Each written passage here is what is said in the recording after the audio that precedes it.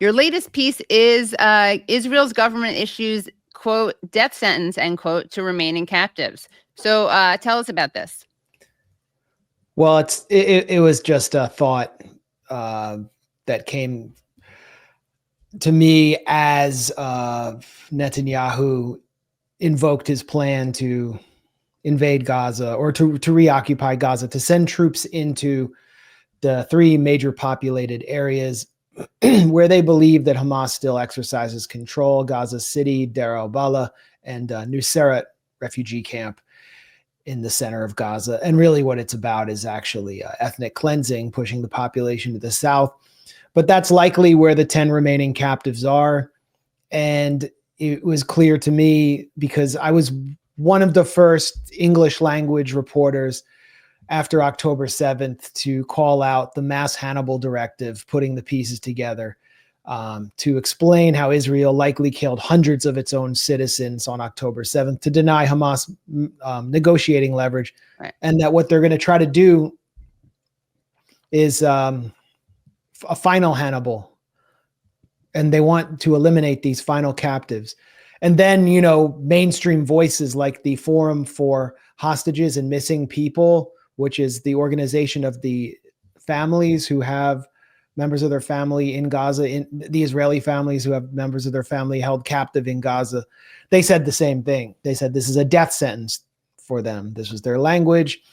Eyal Zamir, who's the chief of staff, who probably doesn't want to do this, but he's being a good soldier and following orders to escalate the genocide. He warned that this would put the captives in grave peril, and Hamas said the same thing. So, of course, Israel wants the Israeli government, and specifically the fanatics in the government, like Bezalel Smotrich, the finance minister, who said rescuing the hostages is not the most important thing. He openly said it. They want to see to it that these captives die. And in their preferred scenario, they'll die at the hands of al-Qassam guards, who are the armed wing of Hamas, who will kill them according to a policy they announced after Israel first invaded the Nuseirat camp in order to extricate the captive Noah Argamani and 5 others. And what it did was it slaughtered over 200 people in an open air market, just flooded the area with munitions, and then executed people all the way up through an apartment building, executed a journalist and his entire family at point blank range in order to get them out. And so al-Qassam said, if you come close to where we're holding captives again, we'll kill the captives. And so they went for Hirsch Goldberg Pollen, who was one of the most kind of famous, notable hostages, who's, I think his family spoke at the Democratic Convention, and they were a pro-ceasefire family. So he was kind of a problem for Israel in a way. Wow. I don't want to get conspiratorial, but they homed in on his location, went for him, and he and I think a handful of others were killed according to this policy. So that's what and then they said, oh, Hamas did it. Hamas killed them. And Hamas needs to be exterminated. So they're going to try to do that again. I mean, that's what I think their objective is, although they won't openly come out and say it.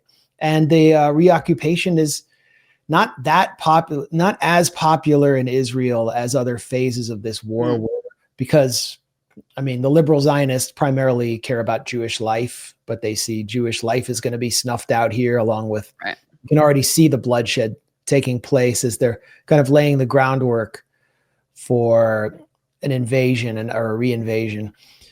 And then that brings us to Anas al-Sharif, who was the most prominent journalist with the biggest platform and the most professional crew in Gaza. So that was the opening salvo of the invasion, was to kill him in order to sort of blind the rest of us to what's going on. And you can see, I think the journalist Abu Bakr al-Abed made the point that there just isn't as much coverage right now coming out of Gaza. Some of the other journalists I know in Gaza, they do incredible coverage, but they're not on the scene like Anas was. They're not risking themselves as much as he did. And he comes from that kind of the tradition. The lead correspondent for Al Jazeera Arabic was always sort of like trying to be the first on the scene and had the resources to do so. And I mean, look at what happened to all of his predecessors. Right. Yeah. Only one survived, and most of his family was slaughtered. Right. Then Ismail al-Ghul was killed, had his head blown off while he was just covering an event. I guess it was covering mourners going to the home of the Hamas leader who was assassinated in Iran. I mean, Hania, by the way, Ismail. Hania, yeah. They killed Hossam Shabbat, severed his body in half with a drone strike while he was going to Beit Hanun to cover the aftermath of an airstrike. When they assassinate the Al Jazeera correspondent, it's always a harbinger of something horrible. Right. It's so sick. I mean, one of the ones that also stands out for me was the Al Jazeera cameraman Samer Abu Daqqa, who died in an Israeli strike, but did not have to die. He bled out over the course of hours because Israel would block and bomb the attempts to rescue him and treat him. So he was left bleeding to death over the course of hours, like 6 hours later. It's just so disgusting. You know, it's like war crime after war crime. And yet Israel defenders, they like always find it. He was Hamas. I mean, what's so amazing about all these excuses is that they're just like openly saying that they're okay with war crimes because they're so spoiled and coddled, and they have such impunity that they don't realize that they're admitting to things that aren't actually legal to do. Like, but they're just so used to using the "but Hamas" as an excuse that they're like, oh, it's okay. We killed a bunch of civilians in a hospital because there was one Hamas guy. And it's like, well, actually, first of all, he wasn't there. But even if he was, that's still a war crime. Yeah, I saw some reporter from either I-24, the Times of Israel, go even further and say, well, people in Gaza who opposed Hamas claimed that Anas al-Sharif's coverage was distorted, and here's one person complaining. It's like, oh, well, death penalty. Then let's assassinate everybody in the media, at least the corporate media, exactly. Distorting your coverage gets you blown up along with your camera crew. Yeah.